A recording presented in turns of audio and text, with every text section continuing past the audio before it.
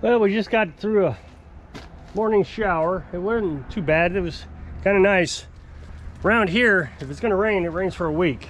So having just a short little shower, you know, a couple hours, that was pretty nice. No flooding. It seems like every time it rains around here, it floods too. So I think we're supposed to have chances of rain all week.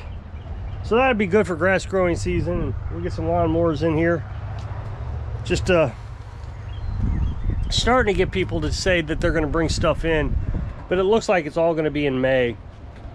So just when the rush hits, that's when everybody's going to bring in their stuff for service. You try to convince them to bring it in early, and they just don't.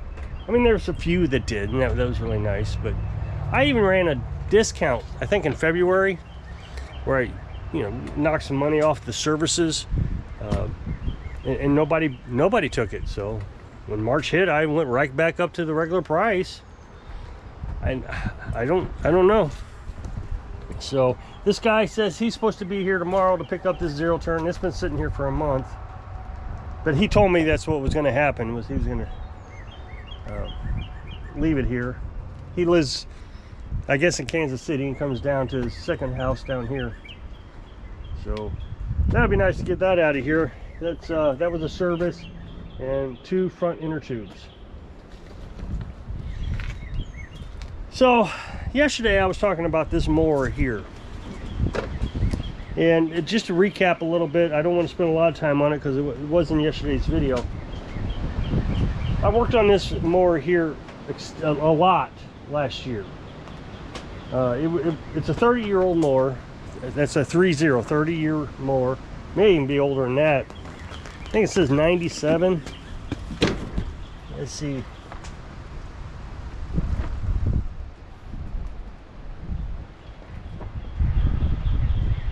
98. It's a 98. So it's 27 years old. I was close. 30-year-old mower. Maybe the engine's 30 or something. I don't know. Nope, 98. So 27 years. Now a mower is only designed to last 10, and I know everybody thinks that's terrible, but that's all been through history of lawnmowers. 10 years is kind of the standard. Oh no, the older ones were so much better. Don't give me that. They were not. They were terrible. I mean, points on, just the points alone on an old lawnmower before ignition coils came out.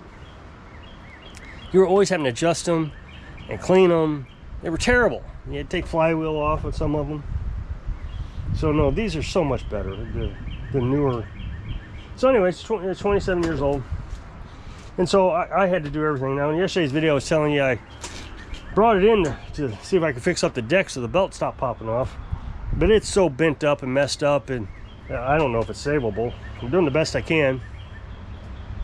But then when I got it to work, it put so much pressure on the engine that it blew. The head gasket, I'm certain, was already blown, because it was, you could tell it was leaking oil around the head gasket.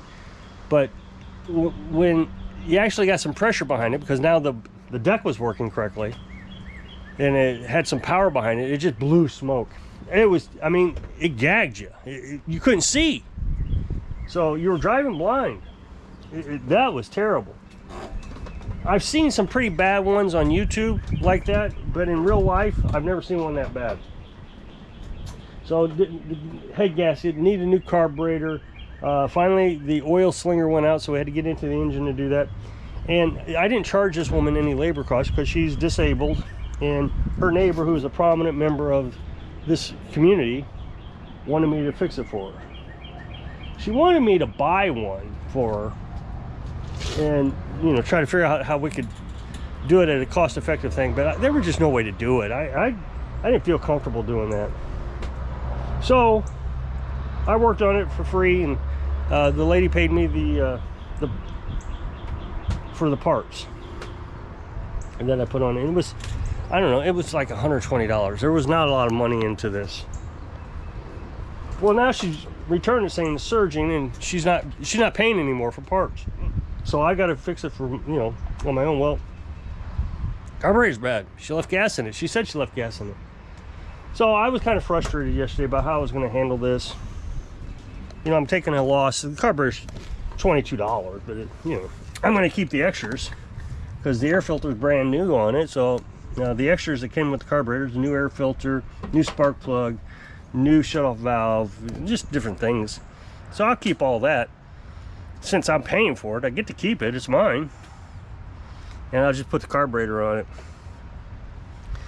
But you know, I got to thinking, you know, if this continues to happen in my business, I'm going to go broke. But yesterday, Carolyn and I were kind of thinking about it, and you know, the neighborhood's been pretty good to me. So, you know, pay it forward, that kind of thing.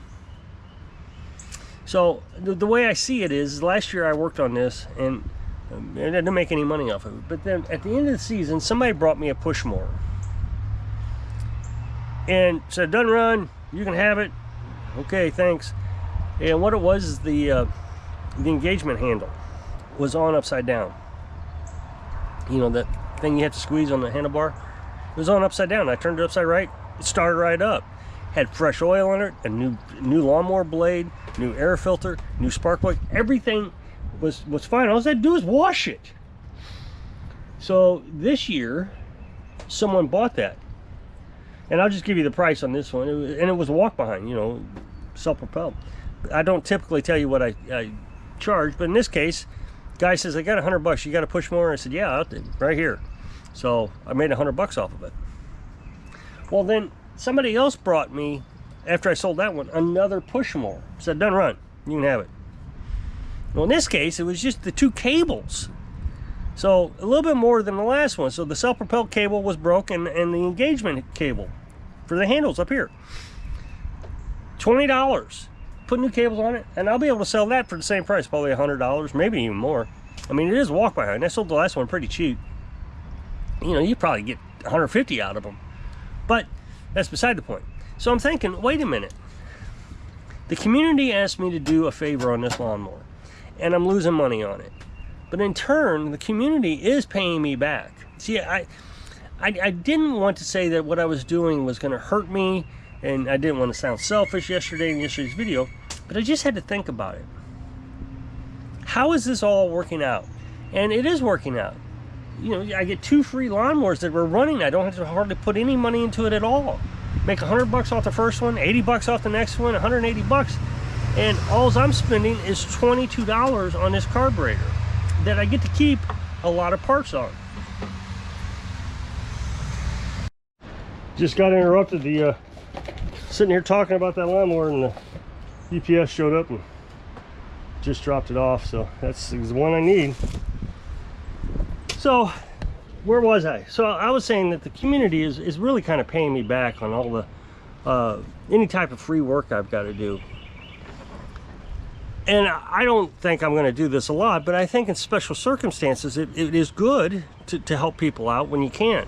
Now, I understand that businesses donate and donate their time, donate their money, but when you aren't making a lot of money and you got to spend money, I don't know how to explain this. If you're just putting in your time, you're volunteering your time, it makes sense to me. But if you're having to pay more money than what you're bringing in, then it didn't make sense. And since, you know, I don't hardly charge anything for labor. I mean, I'm nearly at criminal levels. Every YouTube video that I've watched about how much I should be charging, even as a startup company in a small town like this, they're saying I should be charging probably $10 to $15 more than what I'm already charging. That being said, I don't have a building. I don't have I don't have any overhead. So any money I'm making is profitability, except for the taxes. So, you know, I don't want to raise my prices because I don't have a lot of overhead that I have to deal with. And I can do all the services that I need to do. I mean, this is a perfect example about overhead. People wanted me to spend money to, you know, take these trees out and build a proper shed, lean-to here. But this tarp works. As a matter of fact, it just rained. And I was out here looking at this carburetor underneath this, and I wasn't getting wet at all. So, you know, that worked. That's minimizing my costs. Now, over time, you know, I don't want to say, I mean, I probably shouldn't say this because then people are going to be expecting me to do it. Maybe over time I might build a shed or get a shed or some sort. The problem with that is, you know, I'm getting at the age where, you know, maybe in 10 or 15 years, I'm not even going to want to do this anymore. I just want to retire.